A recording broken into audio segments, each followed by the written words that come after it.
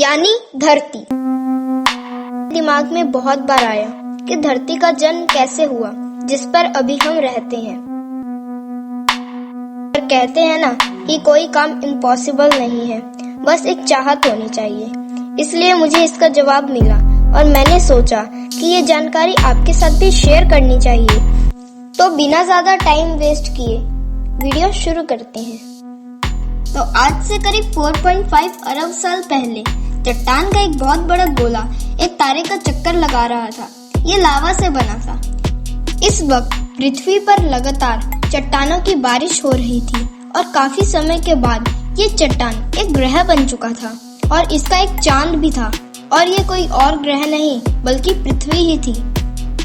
काफी लंबे समय के बाद हमारे ग्रह का तापमान थोड़ा सा कम हुआ और एक सतह का निर्माण हुआ।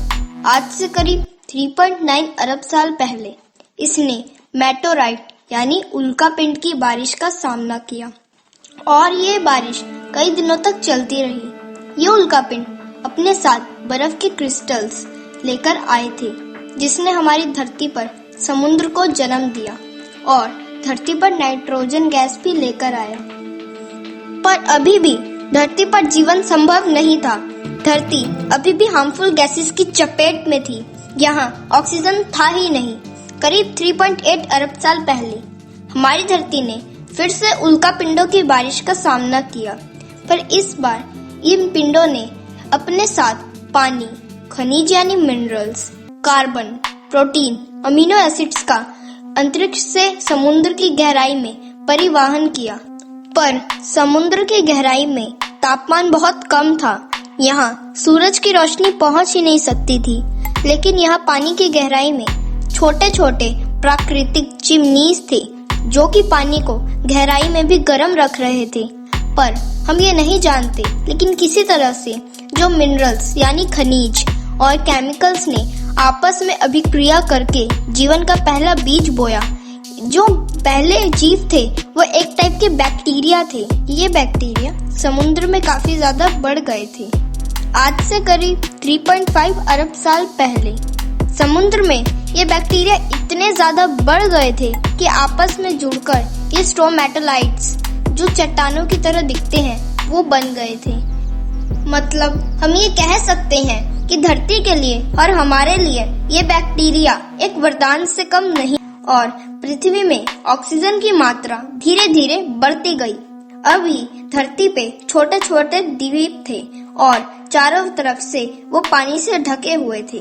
लेकिन अब धरती की सतह कई सारे टेक्टोनिक प्लेट्स में टूटने लगी और इन प्लेट्स में हलचल के कारण ये सारे द्वीप एक सुपर कॉन्टिनेंट बनाए। उसका नाम था रोडिनिया। इस वक्त धरती पे तापमान 30 डिग्री सेल्सियस था और धरती का एक दिन 18 घंटों का था। आज से करीब 75 करोड़ साल पहले धरती का सुपर कॉन्टिनेंट दो भागों में टूट गया और धरती के नीचे का लावा धरती की सतह में निकलने लगा और इसकी वजह से धरती में कार्बन डाइऑक्साइड की मात्रा बहुत बढ़ गई और इसकी वजह से एसिड रेन्स होने लगी। इसकी वजह से धरती का अधिकतर कार्बन डाइऑक्साइड धरती के चट्टानों पर कार्बन के मोटे मोटे परत के रूप में जमने लगा, जो इस बारिश के पानी के साथ बरस रहा था। इससे धरती की वायुमंडल में कार्बन डाइऑक्साइड की मात्रा में भारी कमी हो गई और धरती पर पहली बार आइस एज हुई। ये आइस एज अब तक की सबसे लंबी आइस एज थी।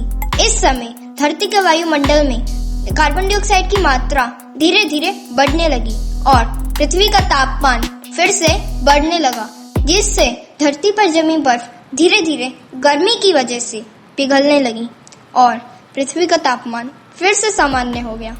आज से करीब 54 करोड़ साल पहले अब धरती की सारी बर्फ पूरी तरीके से पिघल चुकी थी। अब समुद्र में काफी सारे जीव थे। ये सब एक कोशी के सूक्ष्म जीव से विकसित हुए थे। आज से करीब 46 करोड़ साल पहले अभी धरती की सतह पर पेड़ पौधे नहीं थे। पर ऐसा क्यों था? ये सब सूरज के हानिकारक अल्ट्रावायलेट किरणों की वजह से हो रहा था। वायुमंडल के ऑक्सीजन ने सूरज की अल्ट्रावायलेट किरणों को सोख कर धरती के चारों तरफ एक चादर का निर्माण किया जिसका नाम था ओजोन लेयर, जो आज भी हमें सूरज की हानिकारक किरणों से बचाती है, जिसकी वजह से धरती पर पहली बार लैंड प्लांट्स उग सके।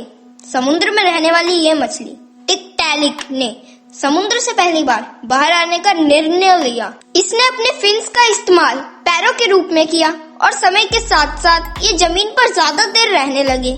करीब 1.5 करोड़ साल बाद ये जानवर पूरी तरीके से जमीन पर रहने लगे और इन्हें कहा जाता था टेरापोड्स। आज से करीब 36 करोड़ साल पहले अब धरती का बुरा वक्त आने वाला था।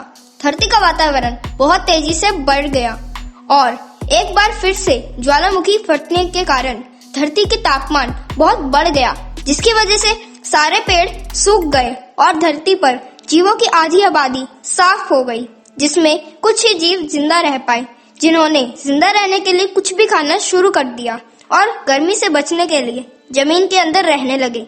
आज से करीब 20 करोड़ साल पहले अब धरती का तापमान फिर से सामान्य हो गया और ज्वालामुखी विस्फोट के कारण एक नए सुपर कॉन्टिनेंट का निर्माण हुआ, जिसका नाम था पेंजिया।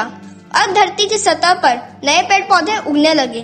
धरती पर जो जीव बच पाए थे वो पूरी तरीके से विकसित हो गए थे और एक नई प्रजाति का जन्म हुआ, जिसका नाम था डायनासोर्स। इन्होंने भी धरती पर बहुत समय तक राज किया, करीब 11 करोड़ साल तक। पर इसके बाद क्या हुआ? सभी डायनासोर्स धरती से कहाँ विलुप्त हो गए?